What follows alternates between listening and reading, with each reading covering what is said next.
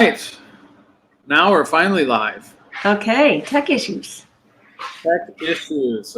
So now there's a little notification that came up on my phone that we're live. So Okay, watch live now, Cosmic Fixer. So I don't know okay. if any I have YouTube open, fun. and it's not showing just yet that we. Oh, maybe it does. Cool. Yeah, here we come. Oh, just in time for me to be rubbing my nose. Good. Good. Okay, so it's slower than we are. Yes. Well, Hmm. that's normal, I think. Yeah. So yeah. Oh, so people will catch us later, or we have one person who's Oh, do watching. we? Awesome. So Okay. fun. So feel free to say hi, put your name in the chat for YouTube. I know that we've got a person watching, so that's really nice. Hmm. I'm Yeah. Scott, and I'm Rita. And so anyone joining, ask questions as we go if you feel like it. And we are really just going to talk about where things are going, what we've been doing, and how people might come along. yeah, Yeah. or not. Yeah. Yeah. Either way. We'll be at it either way. And that's part of the whole purpose of this is that we're going to keep going regardless of what might be considered a success by the world standards. We've been working together for over a year now, and so many things have come about in the midst of resting a lot. So resting and being peaceful and getting really nourished, regardless of any kind of what is often called measurable success. There has been that, but our standards of success are more about how we feel. Yeah, and I think early on we really through what we've been doing, we just kind of discovered and went with it. We discovered that um, there were some higher currencies than just money and some other things that we had to do with our soul. So, and yeah, thank goodness. Actually, we've said this before privately, but actually, thank goodness we didn't become like successful so quickly in the eyes of like how society views that, because I don't think we'd be well. We know we wouldn't be as far along as we are now, as far as like all the evidence we've gotten from our experiments through connecting with soul level things. And yeah, so we're actually it's actually been kind of a nice thing lately just to say thank God we didn't get inundated with so much business and requests and chatter. In a way, it's been that's been like what's I'm glad. I'm just glad. Mm-hmm. So yeah. Well, yeah, making soul circles. I've had time, and doing the energy forecast readings. I've had time to check in with people, in their experience of what they've been learning from themselves, really, because that's what I tap into is someone else's soul. So while you and I are becoming very practiced at really knowing what our soul is saying at any given moment about any given topic, even if it's just minuscule. I don't know. Can you think of an example right now of just like at a moment when you realize, okay, no, that's not what I'm going to do. I'm going to do this. Well, early on we just kind of checked in with our body. Mm-hmm. Big thing. So Um, or if I just kind of like focus on like counter practice, what we call countering, like if it goes, it's almost like we have to like get in that mind frame of the opposite of, you know, are you pushing it? Is it out of a desire? Is it out of society? Is it out of some sort of like need for a black hole validation of sorts like that? So that's when I kind of can feel, yeah, probably not doing that. But really, I think every day now, and especially since we talked earlier this week, it's the big idea I had, and like I was just going to ask you too, because I wasn't sure what we wanted to talk about, because I really feel like now it's like the big message is it's already done. You don't have to do anything more. You don't have to do anything because things are done. People have chosen. You can go ahead and keep doing your experiments. People have left the building. They've gotten on the airplanes. They've decided what they want to do. Now you can just explore. You can just, and it's not like sitting back, but it's just like now you can explore. Now you can rest. Find something else to quit. And play. Because soon there won't be that many things you'll want to quit. Oh, well, I hope it's soon. There's still a few. There's a lot of things. I've just got a few things I want to quit still. Oh, well. but yeah, I think it's that whenever you kind of just go into a space where, am I doing this because I want to achieve? Because I want to just sort of like, it's kind of a lie. Mm-hmm. It's a lie that we tell ourselves we want to achieve something. Well, achieve or be seen a certain way, or there's a long list. And really that just shows that we have like this longing in ourselves to like, I don't know, it's a longing, and if we just accept that we have this longing to be more than what we are, that might be enough. That might be more than, and really just sitting in that longing, saying, yeah, I do, as a human being, as a spirit on earth, I have a longing to be more than what I am. Does that necessarily mean I have to like 10x my business? Does that necessarily mean I have to like have a huge goal to like travel the world? Does that necessarily mean I have to achieve one more thing or leave a legacy? I don't think those things have anything to do with our spirit, our soul's longing to know that we're bigger than we really are. Yes. So to clarify, a longing to be more than I am, I would clarify that as a longing to be more than I've allowed myself to be at the moment, or that the world has allowed all of us to be at the moment. Because just in a year, so many new abilities are just presenting themselves to both of us. We aren't chasing anything. We aren't getting certified. We aren't getting another degree. The abilities are just coming. And dipping my little toe in the water was with the soul circles. I was sort of like, hey, I'm backwards. I'm doing these things. I'm trying to point at the circle.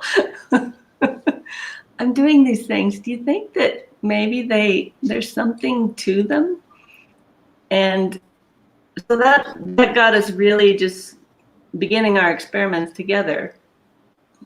And now I'm doing energy forecast readings for people and for businesses. And I didn't go searching for that. What is my point here? Just it's just a matter of being open.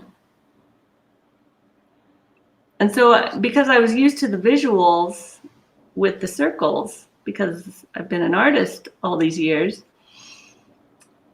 I got the possibility that maybe I was relying on the visuals, and that was shutting off another skill. And so to even think about, okay, yeah, but I'm not a psychic, I'm not a medium, I'm not I'm not all these things, except that they're all wrapped up in the circles. All of that is wrapped up in the circles. I know. Let's talk about what it is to be psychic. Ooh. And what that word is all about. Oh my gosh. Well, I think it's totally misunderstood. Totally. And maybe for a reason, our society and all the powers that be make it very, they twist that and they kind of make it kind of woo-woo-ish. I don't know. I think that it's incredibly misunderstood and also misrepresented. Yeah. Well, I don't even think it needs a word, to tell you the truth, other than something as innocuous as the word breathing or the word seeing or hearing. Yeah, it's just like a sense. It's just like seeing and breathing, smelling. We all have this. We all experience this at one time or another, and it's just. I mean, imagine how do you condition yourself when you say, "Oh, I had this interesting dream," and then something else happened in the real world, and then somebody comes and just cuts you off and says, "Oh, that's just a coincidence." Wow. And then you just start doubting yourself, and then you're like, "Oh, that's nothing. That's that's just oh, randomness. Oh, just the way it is." And so I think we're so conditioned to like just dismiss. And I have my own beliefs of why that happens.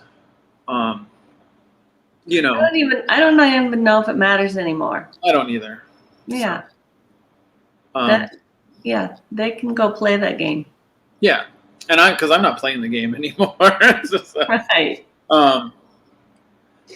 But it's also there's kind of an energy of faith about this psychicness, this whole idea that there's something more to imagination, something totally more to our creative abilities. The idea that we can create things in our mind and see visions in our mind and receive input that we can't explain. That's the big thing, receiving input that everyday things that we've like been acculturated to, from school to childhood to being parented to whatever, is just we weren't taught that this was natural. So it's I'll just put it at that. So yeah, but it's pretty much as natural as breathing, and once you kind of keep going, I just imagine like if every kid who's born is totally encouraged and always believed in their imaginative abilities and like their abilities that were predictive and psychic, and nobody came along to discourage that, or squash it down, or to say, "Oh, you can't be psychic. Oh my gosh, get real." Not only would they be naturally psychic and feeling everything, they would be discovering so many things that we can't even fathom at the moment. I believe it's far beyond a sixth sense that we have. I don't know what else there is, but I think there's some that we haven't yet tapped into. Oh, wow.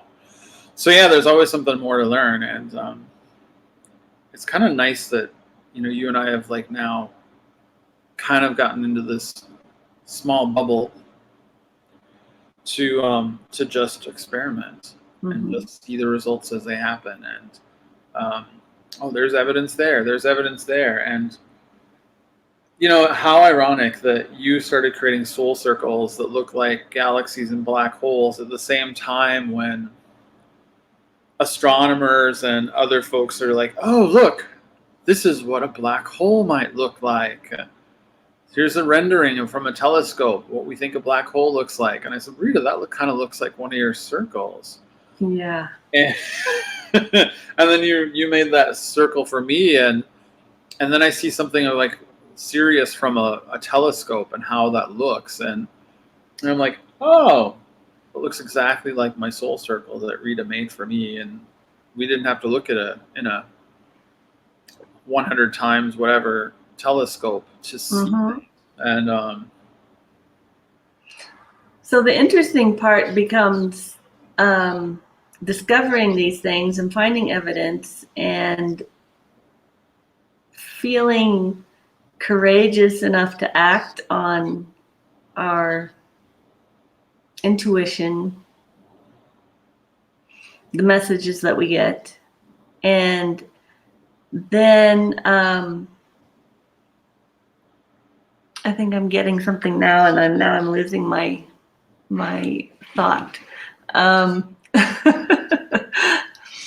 But I might have been interrupting you because I was thinking something else when you were saying that. Right. Which is true. You know, not necessarily acting. We receive something and then we have to make a discernment of like what we're going to do about it. Mm-hmm. A lot of times, like we're both discovering too, when we receive information like with dreams or whatever, I am learning now that I have to let it sit for a while. I can't just I can't just I'll have a dream about this thing where it's like, oh my gosh, it was so wonderful and it's totally out of the ordinary, and then, you know, we talked about this, so we could just go, and so therefore I'm going to do this and this and this and this and this, and it gives me every excuse to go chase whatever character. Oh, Scott has frozen. And then there you go. That was perfect. So technology blip when I said that. Right. So it's now kind of that point where we have to we're also like, okay, this is something to observe, not just react to. It's something to observe, to kind of hold, to discern, to and because you and I talk all the time, it's really great to be able to like bounce it off someone who's also a believing mirror. Yes, that is so important. Yeah. So and really, I think that's what we're doing here is checking to see if anyone would like to come and play in this new universe that we are not necessarily creating, but discovering how to be just different, more natural. Yeah, this universe that's here. It's really here. Right. If you want to believe in your, because if the whole world is calling you crazy, but yet you know that you're not crazy or there's something to that. Hey, we're here. Here's your believing mirror. Here it is. You know, we're looking for people to join these experiments and also learn collectively. So, and it's ironic, but not surprising. It's just the two of us. Hello. We've tried.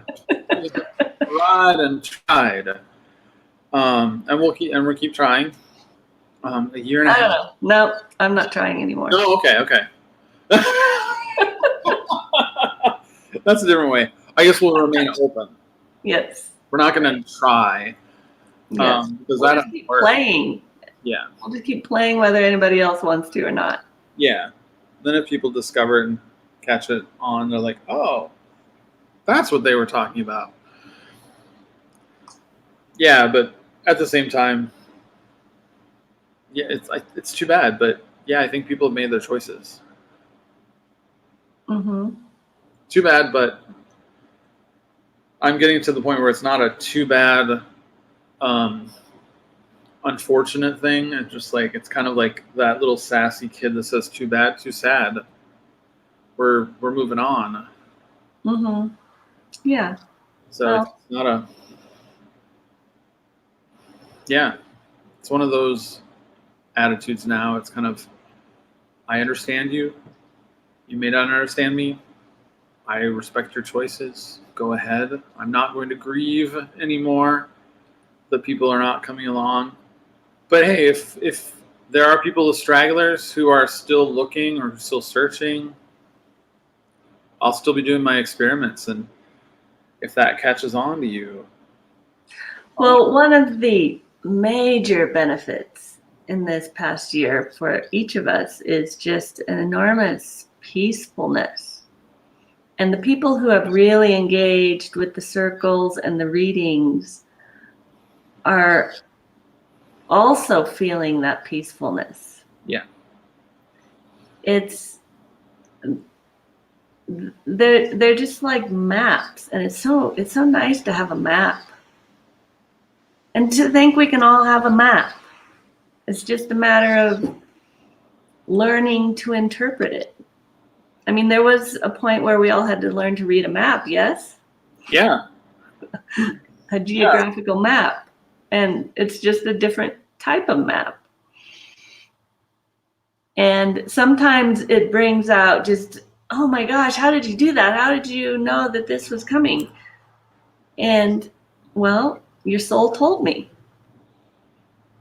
It's not about me knowing anything. I'm just connecting with what's out there. And imagine what it's like for a little kid. I mean, we're still this little neophyte zone too, which I love. Imagine a little kid looking at maps and there's all these dots and stars. I mean, really, like a map is just like a constellation with names of cities and roads and things. And like,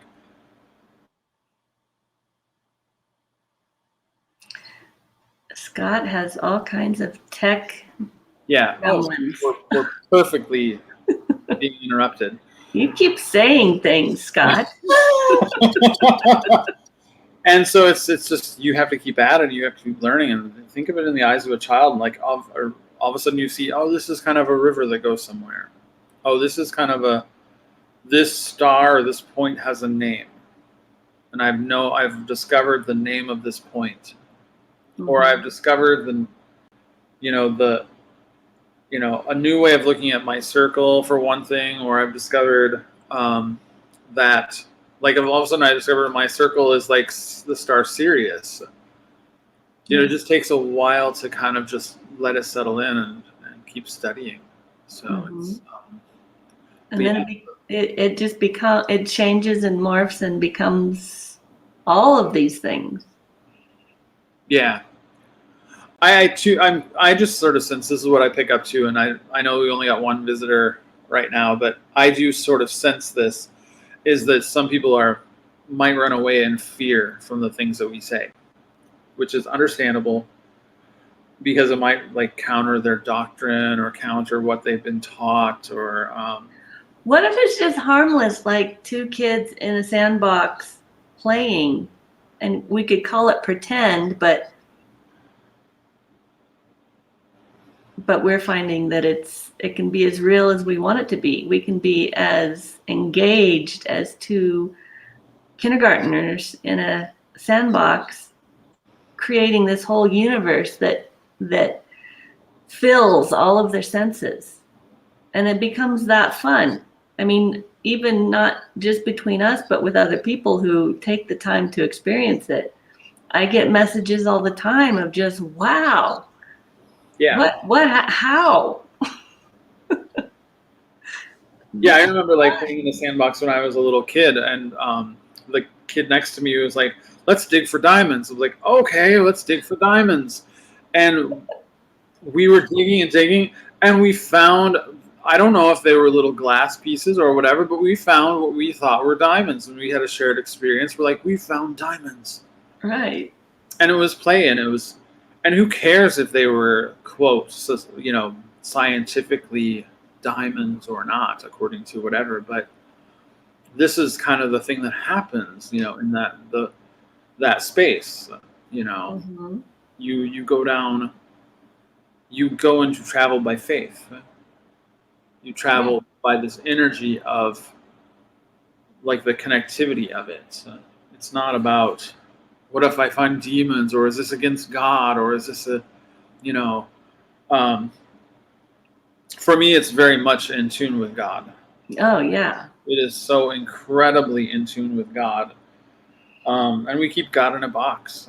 We keep God in Right. a box. Well, with that logic, if God made us and gave us all of these gifts, don't you think that God wants us to discover all of them? Everything that our soul, body, spirit are capable of?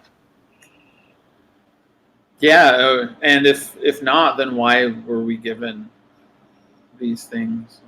Mm-hmm. You know, um, we would just stop. Mm-hmm. And really, all of this has gotten me much, much closer to God.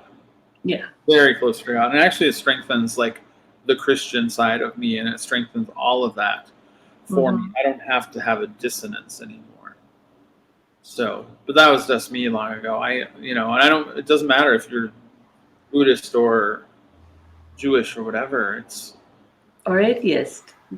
You can still play. yeah, yeah, It's just a sense of play and discovery that can have massive impact on your life in a good way. yeah. We were talking a little bit too. I'll just segue into this. It's, we were watching a video about kind of like who has the technology to possibly survive what might be coming in this world that could wipe out humans, etc. And they were like reaching into like some of the technologies of the African American community or other marginalized communities, um, and I kind of connected that too to the gay community, also the African American community, where in the past we really did those populations really did rest on creating safe, imaginative psychic space. They really survived by traveling to a psychic space or traveling into their faith in God, um, keeping rooted in their praise in God, or keeping rooted in those spaces that they felt kept them safe away from the rest of society's judgment. Mm-hmm. Be that creating imaginary friends, or be that talking with angels, talking with ghosts or spirits, and then or just believing in retreating into your dreams, retreating into make believe, and we say that make believe kind of lightly. It's not that it's childlike make believe or make believe. It doesn't matter if it's not real. It's not real. But those are the places, I think, that have gotten people farther. The African American community, they hung quilt squares on clotheslines to signal people of where to go with the Underground Railroad. People had dreams that guided them on which ways to go, so they wouldn't be caught on their travels across a lot of that land. And they followed that intuition. They followed dreams. And if you even study like dreams, like Joan of Arc, she had dreams and visions, and she followed those so that she could actually do her work. And so those things, rather than being like a defense mechanism, or an escape, or a disillusionment, or a disorder, a break from reality, if you will. I really think that this kind of thing is important for us as we traverse a lot of challenges in this world. Yeah. Very important. So at least it breaks the broadcast. And there are some things coming up that are going to shake us And I do not feel the slightest bit of worry. I'm not feeling it anymore either. Yeah. Checking with me like a couple weeks ago, I was feeling it, but now Mm. I am not worried. I actually, after we had some shared dreams, I sort of said, yeah. Right. And it's not some delusional Pollyanna positive thinking. It's genuine in my cells peacefulness. Yeah.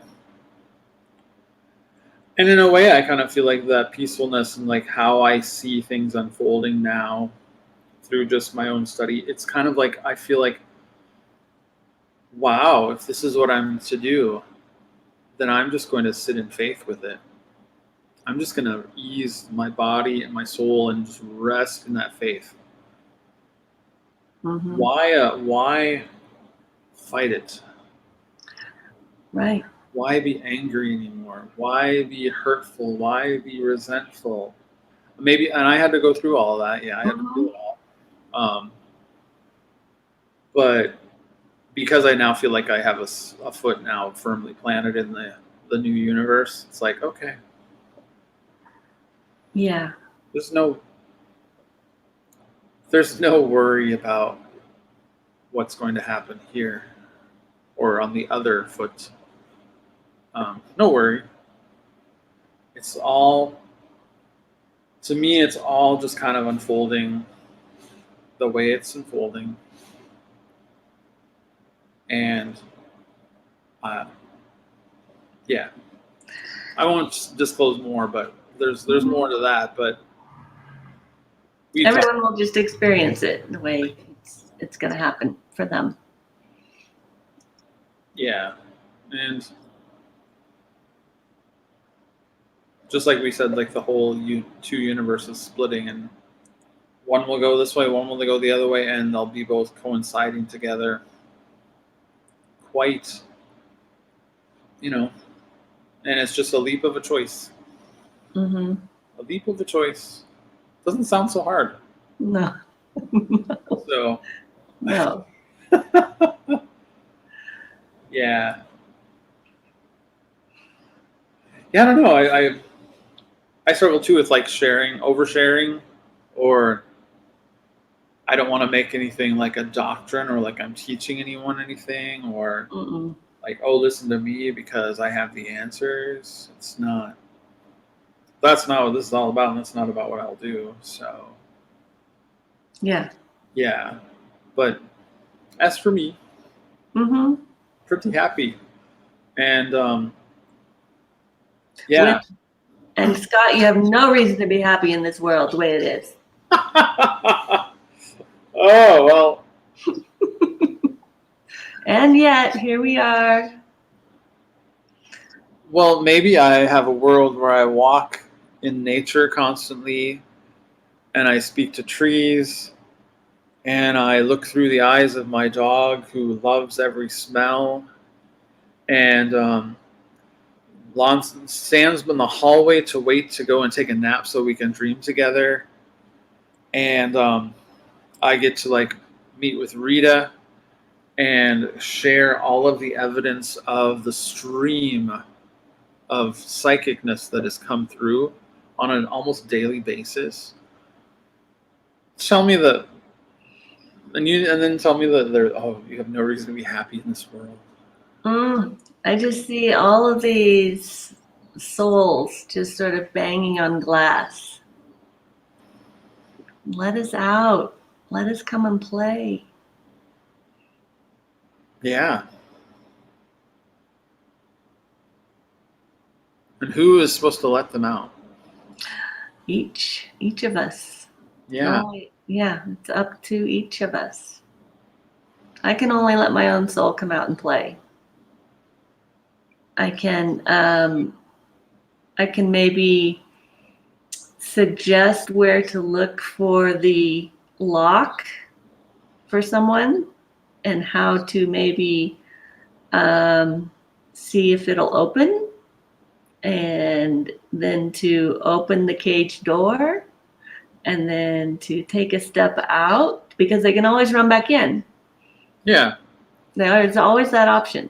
Or I can put my hand on the glass with your hand Mm-hmm. and just encourage you to breathe.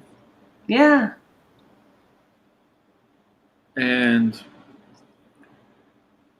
so we all have that's the way to encourage it. We don't have to like take a sledgehammer and break the whole barrier. And there are times when you and I can clear something for someone else. Yeah. There's those instances have come up. And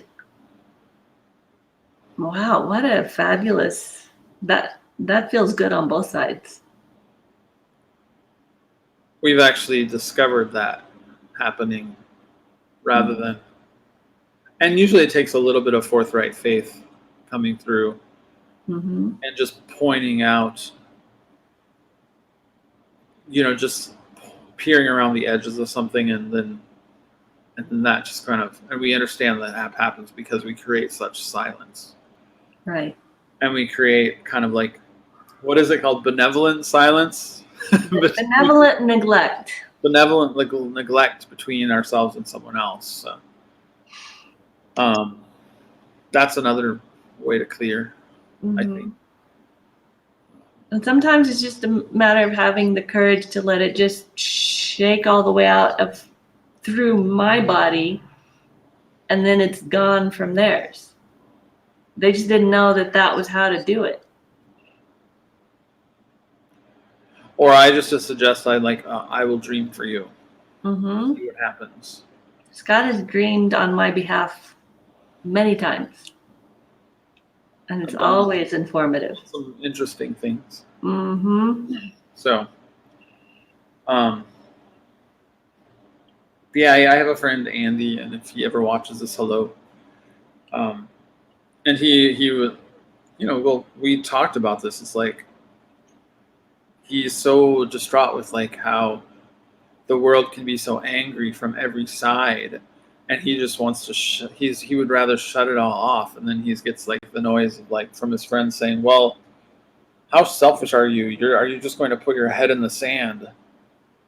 And I told him, I said, well, what if when you put your head in the sand, you can actually hear yourself think for the first time, and you actually can understand your mind, because you don't have all that chatter around you. And maybe there's things you can create again when you metaphorically put your head in the sand. Whose world are you serving? Mm-hmm. That's a good question. Right.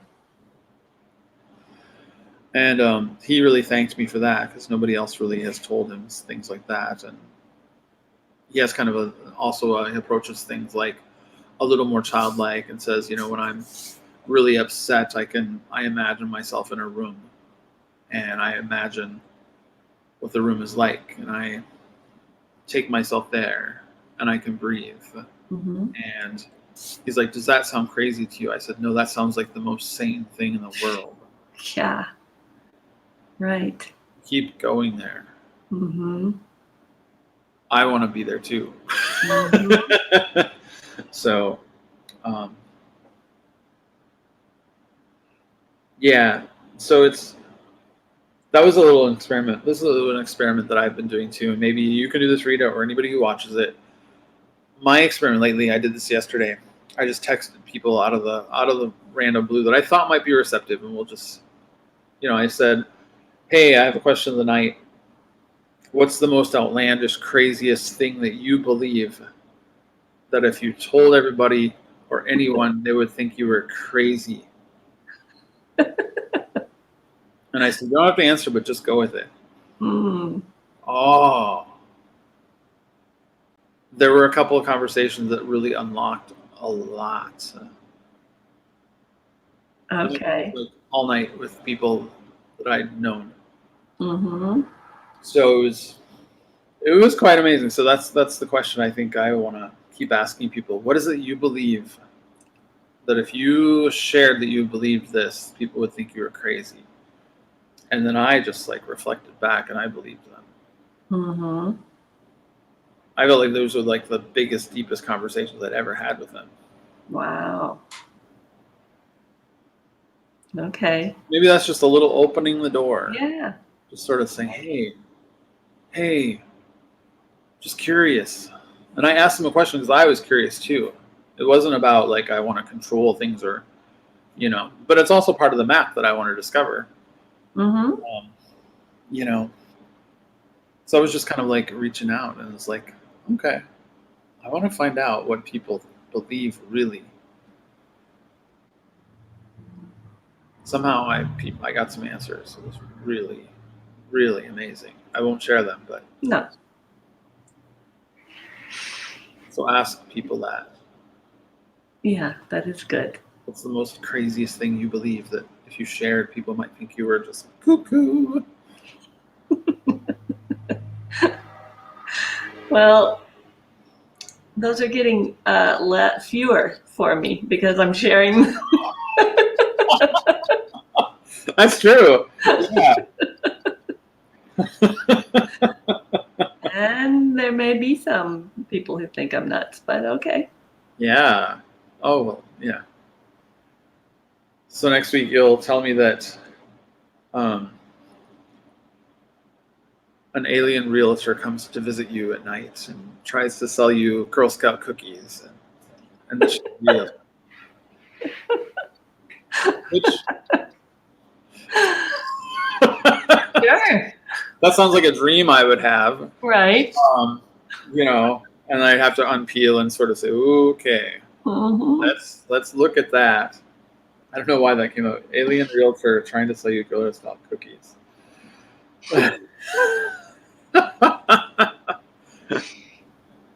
But yeah, there's fewer and fewer things for me either too. So it's we have to go that far out.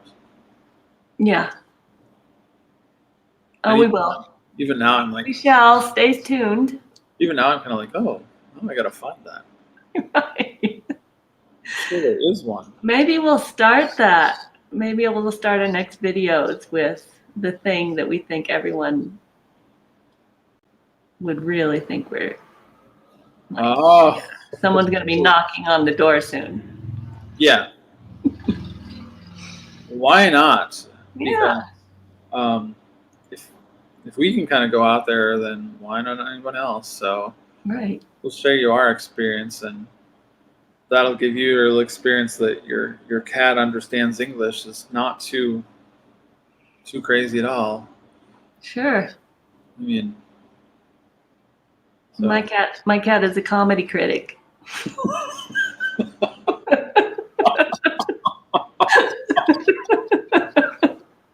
I haven't yet made her laugh.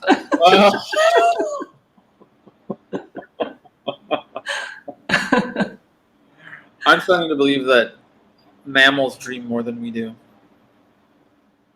So that's a little preview. That mammals, we know that mammals do dream. Mm-hmm. And I'm actually starting to believe that they dream more than we do. And that they are a lot more in tune with that. My dog, when she sleeps next to me and we dream, oh my gosh. Mm-hmm. And she stands and like, are we going to take a nap? Yeah. Are we going to travel? Where are we going? But I imagine how our pets just travel this spirit. They don't have anybody telling them it's wrong. Right. So I think we've got a lot to learn from them. Definitely. Perfect. Yep. She says, yes, finally. Finally someone understands. Yeah. Let's increase the audience that Junebug can have. Yes. Yes. She will dream with you. Ah, fun. Yeah, I think that's long enough. Oh, yeah. 44 minutes, that's fine. Mm-hmm. Good. So thanks for watching, the one person or the more people later on. So we'll be back. So thank you, Rita. Thank you, Scott. Bye-bye. Bye.